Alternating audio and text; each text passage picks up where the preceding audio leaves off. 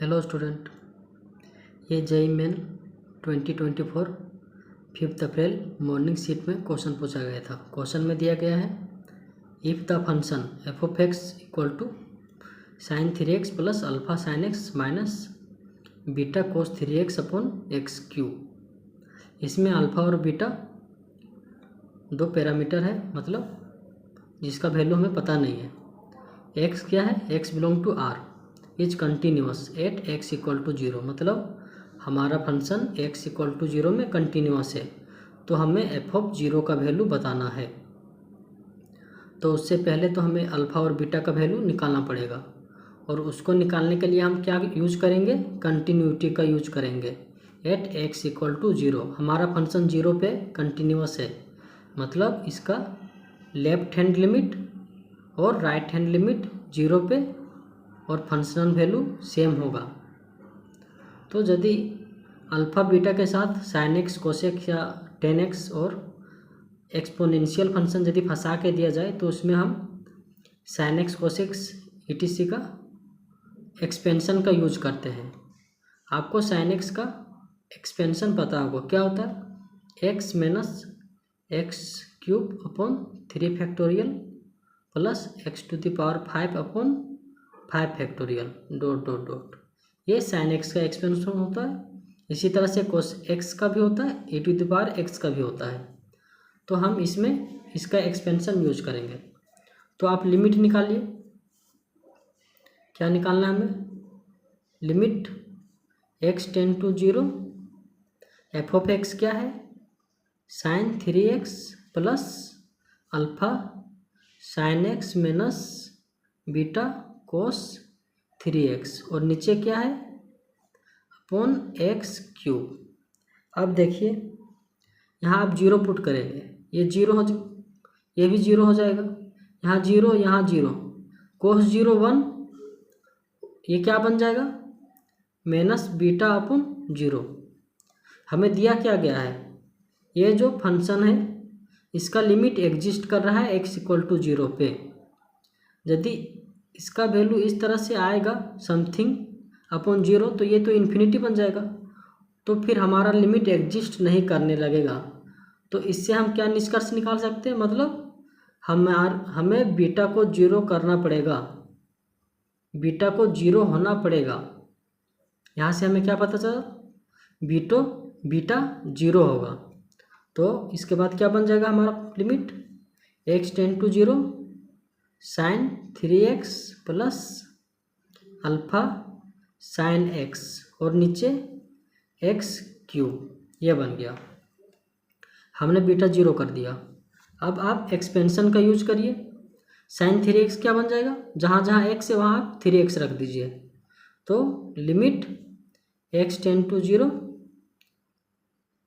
3x minus 3x cube upon 3 factorial plus 3x to the power 5 upon 5 factorial, ये, और फिर plus alpha times sine x का expansion x minus x cube upon 3 factorial plus x to the power 5 upon 5 factorial, और नीचे क्या है?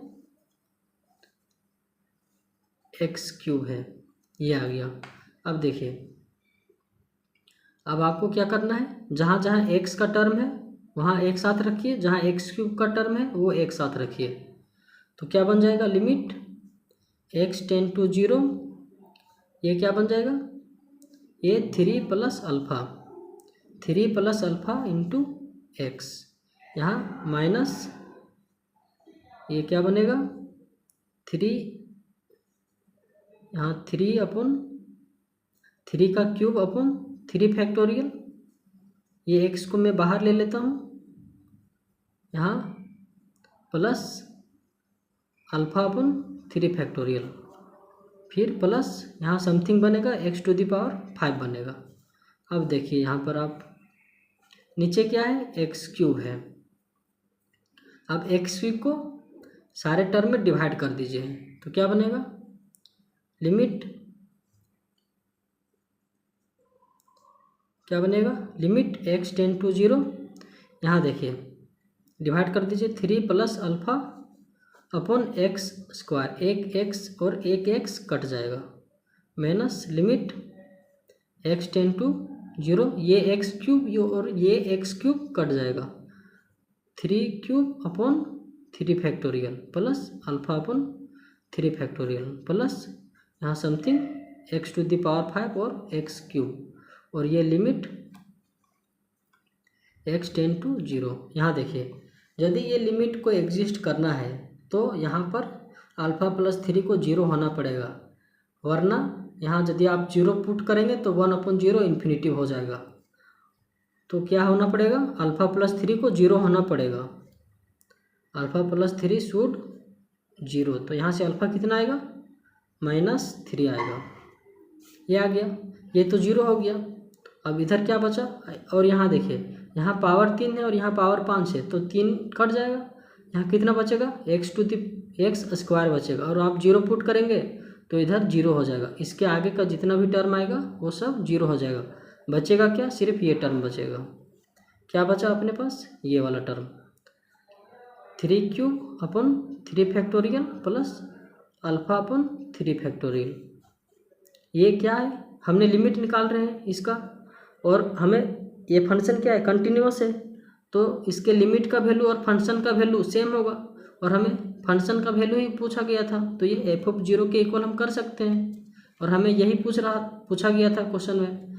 Alpha कितना है, -3, यहाँ आप -3 पुट करिए, तो 3 cube upon 3 factorial -3 upon 3 factorial, ये आएगा। अब यहाँ से आप 3 फैक्टोरियल बाहर ले लीजिए, 3 फैक्टोरियल, यहाँ देखिए 3 क्यूब कितना होता है, 27 - 3 कितना बनेगा,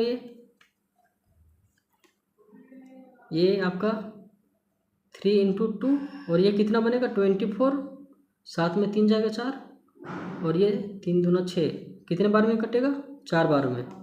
यहाँ साथ में माइनस भी है, ये आपको नहीं भूलना है,